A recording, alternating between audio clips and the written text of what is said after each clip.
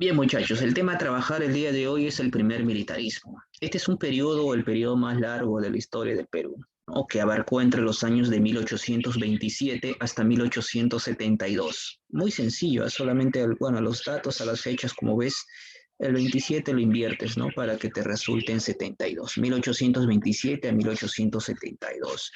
Por ahí me reclamará alguno de ustedes, profesor, pero yo he visto en mis libros el año pasado, en otros grados me han enseñado primer militarismo de 1827 hasta 1835, porque de ahí viene la Confederación Perú-Boliviana, viene la anarquía militar, viene la era del guano, viene la época de la crisis económica. Muchachos, bueno, esa es una manera de clasificarlo. Todos esos periodos que he mencionado están envueltos en el primer militarismo de 1827 a 1872. Ahí tenemos la etapa del caudillismo militar, ¿no? Los gobiernos de Lamar, Gamarra, Orbegoso y Salaverry. Tenemos la Confederación Perú-Boliviana, ¿no? Con Santa Cruz a la cabeza. Tenemos del 36 al 39, tenemos el segundo gobierno de Agustín Gamarra hasta el 41, tenemos el gobierno de la anarquía militar, ¿no? Del 42 al 45. Tenemos la época del auge del guano, primer gobierno de Ramón Castilla en adelante, ¿no? Y el periodo de la crisis económica, ¿no? La guerra con España y los antecedentes de la guerra del Pacífico. Bueno, todo eso es en el primer militarismo. El día de hoy solamente vamos a ver la etapa del caudillismo militar, nada más, hasta 1835, los primeros 4 gobiernos. Esta es una época en el que Perú ya es libre e independiente. Ya no tenemos la influencia de San Martín, que ya se había ido del Perú, Bolívar, que se fue del Perú, pero recuerdan ustedes que cuando Bolívar se fue del Perú, se fue muy enojado con el Perú. Bolívar poco más y nos maldice, ¿no? Bueno, no se fue en buenos términos Simón Bolívar, ¿no? Casi digo otra cosa. No se fue en términos buenos Simón Bolívar. Nos amenazó y en un futuro iba a cumplir su amenaza. ¿Cuál? Irse a una guerra con Perú. ¿No? Recuerda que Bolívar era el gobernante de la Gran Colombia. La Gran Colombia estaba integrada por Colombia, Venezuela y Ecuador. Era un solo país llamado la Gran Colombia. Pero bueno, se fue Bolívar, ahora el Perú inicia su vida republicana. Gobernantes peruanos que llegan y gobiernan con sus propios medios, utilizando los recursos legales y políticos que tiene el Perú como país naciente, pero está apenas en pañales, guauita el Perú, ¿no? Hablando políticamente. Pero bueno, a ver, políticamente vamos a ver, o a esta época la vamos a, bueno, vamos a hablar de lo más, tal como está acá, ¿no? Territoriales. Bueno, todos los países que están naciendo por esta época, inicios del siglo XIX, todos los países aquí en América están naciendo. Ya que España se fue, se están formando los países y una de las preocupaciones de los países era delimitar las fronteras, con qué espacio se va a quedar cada uno. Y se aplicaron 2 principios, ¿no? El principio de uti possidetis, ¿no? Así, uti possidetis es un término en latín que significa, así como poseías, así poseerás, ¿no? O así poseíais, en latín se dice, ¿no? Es decir, tal cual tenías tus territorios como en la época del virreinato, ¿no? Hasta el año de 1810, en que inician las rebeliones, levantamientos aquí en esta zona de América, tal como tenías tus territorios hasta ese año, se te va a seguir respetando, ¿no? Así como poseías, seguirás poseyendo. Uti possidetis. Ahí lo ves en pantalla, ¿no?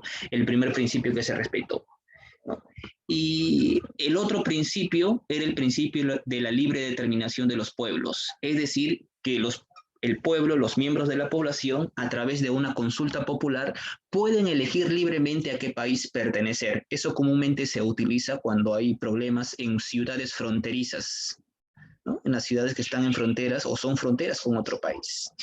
Algún país, alguna ciudad, algún pueblo que no quiere ser parte del país, se convoca el principio de libre determinación y el pueblo elige a qué país quiere pertenecer, si a uno o a otro. Entonces, de esa manera se establecieron las fronteras y el Perú quedó tal cual lo ves, ¿no? Tal cual está ahí. Y en una de las preguntas de la tarea, si no me equivoco, está justamente el graficar o identificar el mapa del Perú a inicios de la República, ¿no? Como te das cuenta, el Perú a inicios de la República todo solamente limitaba limitaba con la Gran Colombia, con 3 países, la Gran Colombia, con Brasil y con Bolivia.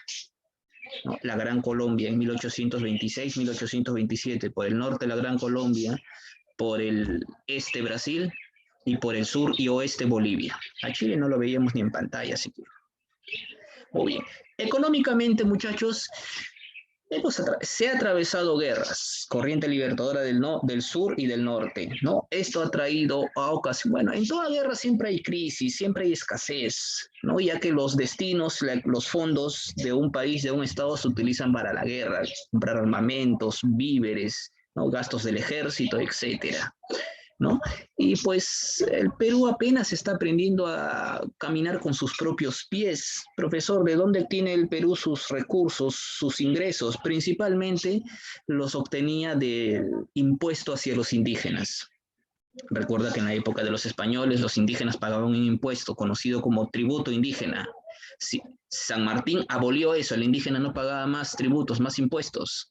Bolívar regresó aquí al Perú, reimplantó eso, pero ya no le llamó tributo indígena, sino lo decoró, una forma más decorativa. Ya no van a pagar tributos, ahora ustedes van a contribuir con el Estado peruano.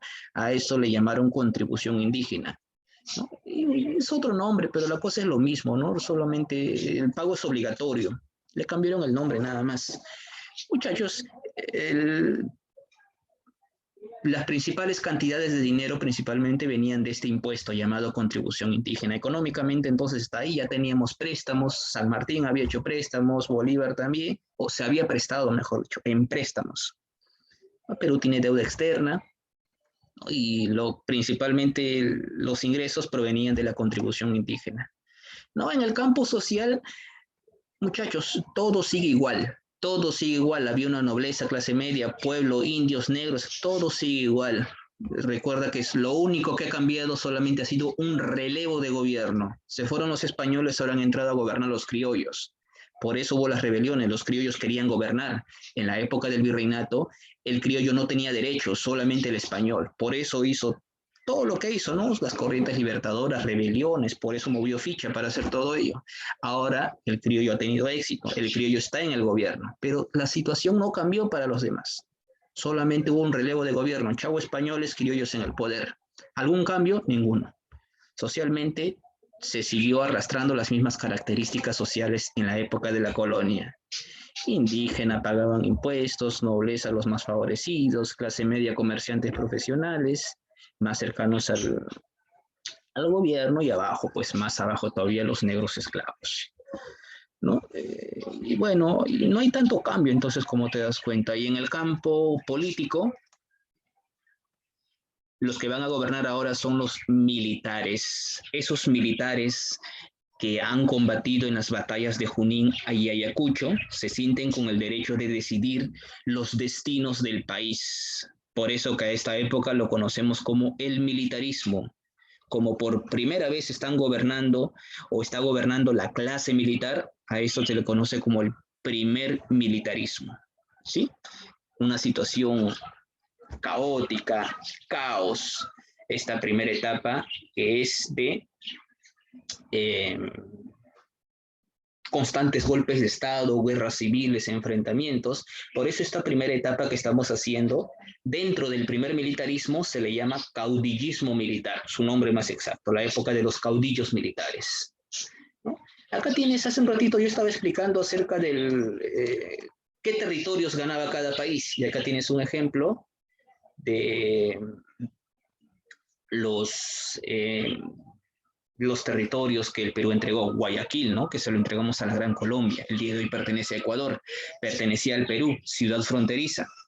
Se convocó al principio de libre determinación, la población de Guayaquil eligió irse hacia la Gran Colombia, pero tuvo que entregar Guayaquil, ¿no? Y en cambio ganamos pues los territorios, como ves ahí, de Jaén, ¿no? Tumbes, Jaén y Maynas, más exacto, ¿no? Que en un futuro Ecuador nos va a reclamar esos territorios, que ya lo habíamos ganado en esta época por los principios aplicados en esta época. Y a lo largo de todo el siglo XIX y a lo largo del siglo XX, Ecuador nos va declarar guerras cualquier cantidad por esos territorios. Ecuador ha sido el país con el que más conflicto hemos tenido a lo largo de nuestra historia. Bien, muchachos, eso nos va a llevar ya a los primeros gobiernos. En este caso, ya hemos hablado las características del Perú republicano, ¿no? Políticas, económicas, sociales. Ahora vamos a hablar, muchachos, ya de los gobiernos. Para esta época, Perú tendría más o menos millón y medio de habitantes, ¿no? Millón y medio de habitantes, donde la mayor parte estaba en el campo, ¿no? En el campo. 90% de la población campesina o viviendo en el campo. Solamente un pequeño porcentaje perteneciente a la ciudad, perteneciente a la población en las ciudades. Ahora, primer militarismo, ¿no? Los militares en el poder, aquellos que participaron en las batallas de Junín, Ayacucho. Características de esta época, luchas constantes por el poder. San Martín ya nos había advertido, ya nos había dicho, en una república todos quieren llegar al poder, en una república no aprenden a coexistir, por eso San Martín nos recomendó una monarquía, hasta que estemos preparados para ser república. No hicimos caso, quisimos república, y tal cual nos lo vaticinó, o nos lo vaticinaron, se cumplió, ¿no? Luchas por el poder, guerras civiles, golpes de estados, no hay pues falta líderes en esta época, y todos los que quieren llegar al poder, como son militares, lo hacen fiel a su estilo, a través de las armas, ¿no? Oye, tienes entonces el gobierno de José de la Mar. Como te das cuenta, este gobierno dura o va entre los años 1827 a 1829. Repito, ya está. 1827-1829. Él es el primer presidente constitucional. En clase anterior te lo he mencionado. Primer presidente constitucional, ¿no? Es decir, reconocido por una constitución. Este gobierno tiene un nombre, a él lo llamamos el Ejecutivo Débil. Ejecutivo Débil. Él fue escogido, seleccionado como presidente por el Congreso, ¿no? Por el Congreso. El Congreso lo ha colocado a él como presidente. Es decir, él está sometido a la voluntad del Congreso, por eso es un ejecutivo débil. En este gobierno, en el año de 1828, se va a promulgar la tercera constitución del Perú, la constitución de 1828. Dice ahí, llamada y conocida como la madre de todas las constituciones. Esta pues está inspirada en el modelo norteamericano, en la cual se aplica un sistema bicameral en el Congreso, donde existe una Cámara de Senadores y una Cámara de Diputados, y en la cual pues los gobiernos se establecen en un periodo de 4 años. Y algo que usted debe ver, muchachos, cuando usted vea gobiernos, es los años de gobierno. En este caso, este señor tiene 2 años de gobierno solamente. Eso ya te puede vislumbrar las características de este gobierno. O está incapacitado para gobernar, ha enfermado, tal vez lo han sacado del poder, golpe de Estado. Cualquiera sea la situación, eso avecina o eso nos vislumbra que este gobierno está atravesando por una crisis o atravesó una crisis. Y como te dije ya hace rato, todo estos periodos son de enfrentamientos, guerras, golpes de Estado. Entonces, lo primero que usted debe ver cuando usted vea un gobierno es los años de gobierno y recordar, según la ley, cuántos años debe gobernar un presidente. Bueno, en aquel entonces nos decían 4 años. 4. En este periodo, muchachos, ahí dice la rebelión de los iquichanos, los indios iquichanos. Esto ya es dentro al interior del país, ¿no? Allá en el departamento de Ayacucho, en la provincia de Huanta, un dirigente indígena conocido como José Navala Huachaca, por el año de 1828, se levantó, se rebeló, protestó contra los impuestos que imponía la República Peruana, el gobierno peruano. Ya que hace un momento yo dije que la principal entrada económica del Perú era los impuestos, y los impuestos eran excesivos, se habían aumentado, y muchos no estaban a favor de ello. Por eso dijeron, querían mejor regresar a la época de los españoles, ¿no? La época con los españoles estábamos mejor, dicen, no nos cobraban tantos impuestos. Por eso esta rebelión de los indios y quichanos quería regresar a ser parte regresar a ser colonia de España. Pero esta rebelión también sería sofocada, solamente abarcó entre los meses de marzo a mayo de 1828. En el aspecto externo, este gobierno se fue a la guerra contra la Gran Colombia, ¿no? Tuvimos rivalidad contra la Gran Colombia, pero antes de poder enfrentarse a la Gran Colombia, sabíamos muy bien que estábamos rodeados. Por el norte estaba Simón Bolívar, ¿no? Gobernante de la Gran Colombia, y por el sur estaba Andrés de Santa Cruz, Sucre, Antonio José de Sucre, él era el gobernante de Bolivia. Ya, profesor, y Sucre y Bolívar eran amigos, ¿no? Sucre era el general, el que dirigía las tropas de Bolívar en la corriente libertadora del norte, ¿no? Eran muy cercanos. Y entonces, si la Gran Colombia se iba a una guerra contra el Perú, Bolivia saldría a defender o a ser aliada de la Gran Colombia. Y el Perú sería atacada por arriba y por abajo, por adelante y atrás, como tú quieras llamarlo. Estaría atacado por dos frentes. Y probablemente eso desencadenaría una derrota para el Perú. Entonces, no le conviene eso al Perú. Bueno, entonces primero tuvimos una rivalidad, un problema con Bolivia, ¿no? Y bueno, para ser rápido, avanzar rápido, la hora me gana. El Perú se enfrentó a Bolívar, ¿no? El Perú se enfrentó a Bolívar, liderados por Agustín Gamarra en aquel entonces. Las fuerzas de Agustín Gamarra derrotaron a las tropas de Bolivia, ¿no? Y consecuencia de ese enfrentamiento se obligó a Sucre a renunciar, ¿no? Se obligó a Sucre a renunciar y Sucre renunció a través del Tratado de Piquiza. Se realizó o se firmó el Tratado de Piquiza con Bolivia. Y así Sucre renunció, ¿no? Y entró a gobernar otro señor. Claro está que ese gobernante pues no es aliado de Bolívar, no tiene ninguna amistad. El Perú tranquilamente se podría enfrentar a una guerra contra la Gran Colombia. Entonces, muchachos, Bolivia ya está. Ahora el asunto es la Gran Colombia, ¿no? Y recuerda que Bolívar, cuando se fue del Perú, nos amenazó, ¿no? Amenazó al Perú.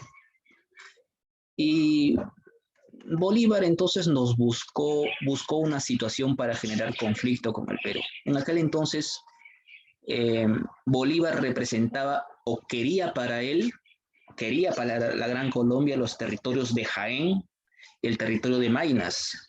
Recuerda que por mucho tiempo Tumbes, Jaén y Maynas van a ser motivos para que Ecuador nos declare la guerra. Y ya desde esta época inicia ese conflicto con Bolívar. Bolívar quiere para sí o para su territorio, para la Gran Colombia, los territorios de Jaén y Maynas, ¿no? Eso es lo que reclama Bolívar. Y además, los gastos que ha hecho Bolívar, los gastos de la Gran Colombia, justamente para ayudar al Perú a liberarlo, ¿no? Todavía se le debía dinero. Por estas razones, Bolívar declaró la guerra al Perú. Bueno, la guerra se desarrolló en dos frentes, por tierra y por mar. Para no hacer largo el cuento, por mar, las fuerzas comandadas por Jorge Guise se enfrentaron a las fuerzas de la Gran Colombia, desarrollándose así los combates de Malpelo y el combate de Cruces. ¿No? En resumen, por mar ganamos. La campaña marítima fue un éxito, pero por tierra perdimos. Por tierra el propio José de la Mar sería quien comandaría las tropas, comandaría el ejército, ¿no? Ahí tuvimos las batallas de Saraguro y las batallas de Portete de Tarqui. Por mar ganamos, por tierra perdimos, ¿no? Prácticamente te suena eso a empate. Pero sin embargo, bueno, ante esta situación se firmó, para acabar con este conflicto, se firmó el Convenio de Girón, con el cual el ejército peruano retira sus tropas de territorio colombiano, ¿no? El ejército peruano se retiró. Pero mientras el presidente José de la Mar estaba entretenido en la guerra contra la Gran Colombia, que llegó a su fin con el convenio de Girón, aquí en Lima ya se había urdido un plan para derrocar a José de la Mar, ¿no? Agustín Gamarra daría golpe de Estado para sacar a José de la Mar. Y se dio, ¿no? Se dio. La Mar, estando en tierras colombianas, recibe una dimisión, una carta en la cual se solicita que renuncie, se solicita su separación, ¿no? Y si no acepta, igual tiene que aceptar sí o sí, porque inmediatamente fue deportado a Costa Rica. Se fue. Así José de la Mar fue sacado del poder. Ahora viene el gobierno de Agustín Gamarra. A este gobierno lo conocen como el Ejecutivo Fuerte, ya que él se impuso por encima del Congreso. Él es un conservador. Conservador son los que tenían la idea de que, bueno, justamente en este periodo se va a armar un debate político, liberales contra conservadores. ¿Cuál es el tema de discusión? Liberales quieren que el Congreso domine al Ejecutivo. ¿Qué más peso tenga el Congreso? Conservadores, que más peso tenga el Ejecutivo, que más peso tenga el presidente. Este es el Ejecutivo Fuerte. Como te das cuenta, sus años de gobierno son 4, del 29 al 33. Él sí fue el primer presidente que logró terminar su mandato presidencial, ¿no? Y no por mérito de él, sino por el apoyo que tuvo de su esposa, ¿no? Francisca de Zubiaga, a quien llamaban la Mariscala, ¿no? Esa mujer, para la época, era una mujer muy adelantada, vestía pantalón, aguerrida, comandaba las fuerzas y las tropas del propio mariscal Agustín Gamarra, ¿no? Prácticamente cuando había levantamientos, intentos de golpe de Estado, ¿no? Cualquier intento de rebelión, su mujer salía al frente a defenderlo, mientras él atendía otros asuntos, ¿no?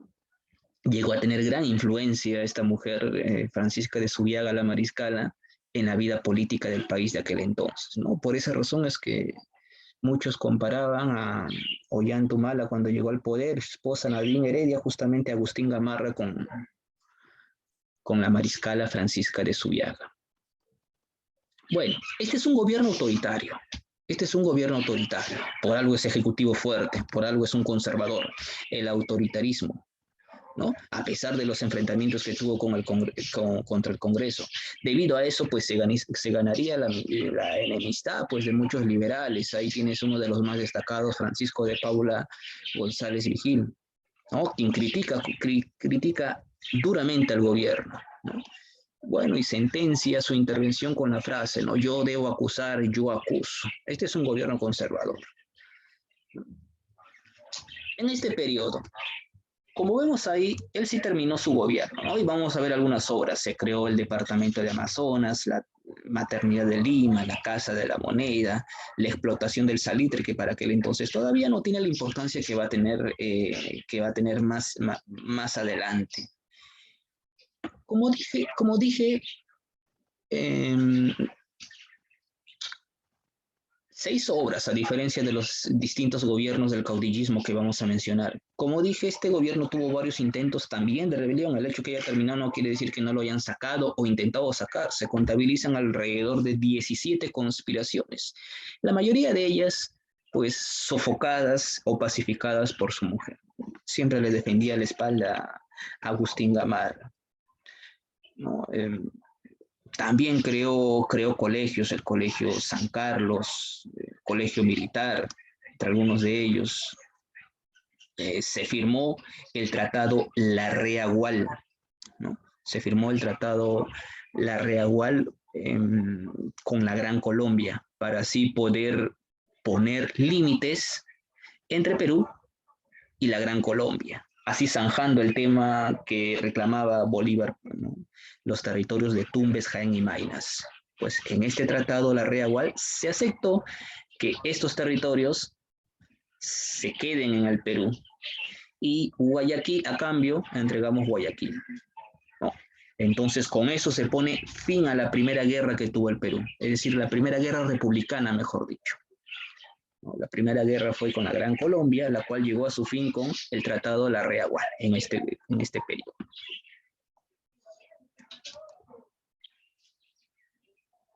Bueno, durante este mismo también periodo se va a dar la desintegración de la Gran Colombia, eso ya en el año de 1830, en los territorios que tú conoces, ¿no? Ecuador, Colombia y Venezuela, para lo cual va a ser necesario más adelante establecer nuevos acuerdos con los países nacientes, ya que el tratado que he mencionado se hizo con la Gran Colombia, un país que ya no existe, ¿no? Y otro dato que te he mencionado es justamente el segundo debate político, ¿no? Como te decía ahí, los liberales por un lado y por el otro que defienden el predominio del Congreso y por el otro lado los autoritarios, los conservadores, ¿no? Quienes defienden al poder ejecutivo, que el presidente tenga más facultades que el propio Congreso. Siguiente gobierno. Luis José de Orbegoso, o Luis de Orbegoso, o José de Orbegoso, del 33 al 35. Como te das cuenta, este gobierno solamente van a durar 2 años, ¿no? 2 años. Y para este periodo vamos a tener una nueva constitución, como ves en pantalla. Una nueva constitución. Este gobierno es considerado un gobierno liberal, es decir, se le devuelve las facultades o el poder lo tiene en este caso el Congreso, ¿no? El Congreso es quien, bueno, pesa o manda más. Y periodo constantemente de constantes insurrecciones, levantamientos, inestabilidad política. Esa es la primera etapa de la historia del Perú, es decir, no hay mucho que contar. Característica principal lo que acabo de decir. En aquel entonces, Orbegoso también tenía opositores o enemigos, entre ellos Gamarra, Pedro Bermúdez, ¿no? Entre otros. Y justamente con Pedro Bermúdez, quien se sublevó allá por el año 1834, sería, digamos que quien más problemas le dio, ya que esta rebelión se desarrolló o se dio en las zonas de la sierra del Perú, en la Sierra Sur, entre las zonas de Cusco, entre las zonas de Ayacucho, ¿no? Y que Bermúdez estaba intentando tomar el poder, organizando un levantamiento desde la sierra.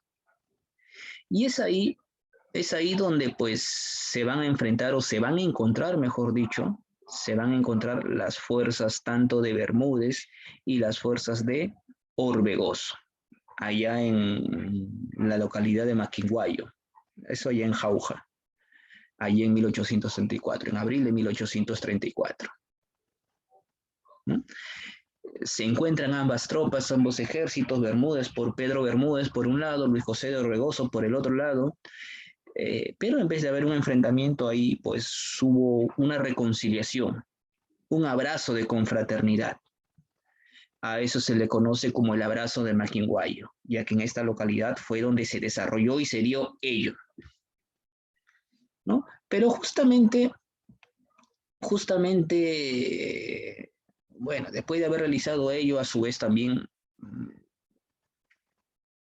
estableció una nueva constitución. Pero mientras Orbegoso estaba en otras tierras, alejado de Lima, esa situación fue aprovechada por Felipe Santiago Salaverry. Desde los castillos del Callao al castillo del Real Felipe, toma el poder, nombrándose jefe supremo de la República, ¿no? Jefe supremo de la República, desde Lima. Y prácticamente el Perú está entrando en está continuando alargando aún más la etapa de crisis. ¿Por qué razón? ¿No? Orbegoso se encuentra en la sierra sur del país, en la zona de la sierra, a un presidente del Perú, y aquí en Lima, Felipe Santiago se ha nombrado presidente, jefe supremo de la República. Perú tiene 2 presidentes. Y ahí viene entonces el gobierno de Salaverry. Él da este golpe de Estado o se proclama jefe de la República con tan solamente 29 años de edad. Eso lo recuerda, ese es otro dato que usted debe, ¿no?, tener en mente. Un ratito. Ingresado. Ya está. Con 29 años de edad, él es considerado el presidente más joven en la historia del Perú. Pero él ha llegado por levantamiento de armas, golpe de Estado, ¿no? El presidente más joven constitucional se recuerda en la figura de Alan García en el 85, con 35 años de edad, ¿no? La Constitución dice que con 35 años puede ser nombrado presidente. Pero bueno, acá tenemos un presidente mucho más joven aún, Felipe Santiago Salaverry, ¿no?, quien se sublevó desde el Callao, se proclamó jefe de la República, tuvo un gobierno efímero, gobierno fugaz, ¿no?, ya que tenía opositores, enfrentó opositores, ¿no?, pero algunas cositas que hizo en aquel entonces, en su breve gobierno, ¿no?, restableció la Dirección General de Aduanas, impuso severas penas contra el contrabando, ¿no?, impuso la pena del azote, impuso la pena de muerte a través de la horca, ¿no?, restableció el tráfico de esclavos, bueno, en fin. Bueno, Salaverry enfrentó enemigos en aquel entonces. Para aquel entonces se había formado una alianza entre Santa Cruz, ¿no?, quien estaba al mando dirigiendo el gobierno de Bolivia, y Luis José de Orbegoso, justamente el presidente el otro presidente o al que acaban de sacar del poder. Ellos se enfrentaron o organizaron una alianza para poder enfrentarse a Salaverry. Y Salaverry, por su lado, también estableció una alianza. Él se alió con Agustín Gamarra, y entonces se enfrentaron las alianzas de Santa Cruz y Orbegoso contra Salaverry. Gamarra. Produciéndose la batalla de Yanacocha, donde Gamarra sería derrotado. Posteriormente, Uchumayo. Tenemos ahí la victoria de Salaverry, pero sin embargo comete un error, ¿no? Salaverry logra derrotar a las tropas de Santa Cruz, pero su error sería no perseguir, no rematar, no acabar de una vez con el ejército de Santa Cruz, ¿no?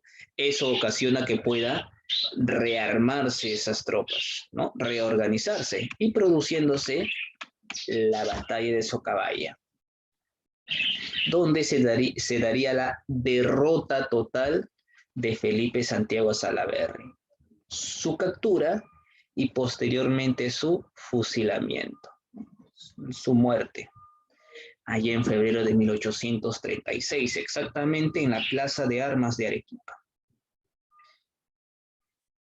Y con eso, pues, bueno, acabamos el tema de hoy y se acaba esta época de los caudillos militares, ya que esta situación va a ser aprovechada por Santa Cruz, Orbegoso, organizan un plan y se va a dar lo que se conoce como la Confederación Perú-Boliviana. Perú y Bolivia se van a unificar para hacer un país, tal como ves ahí. Pero eso ya es la siguiente clase.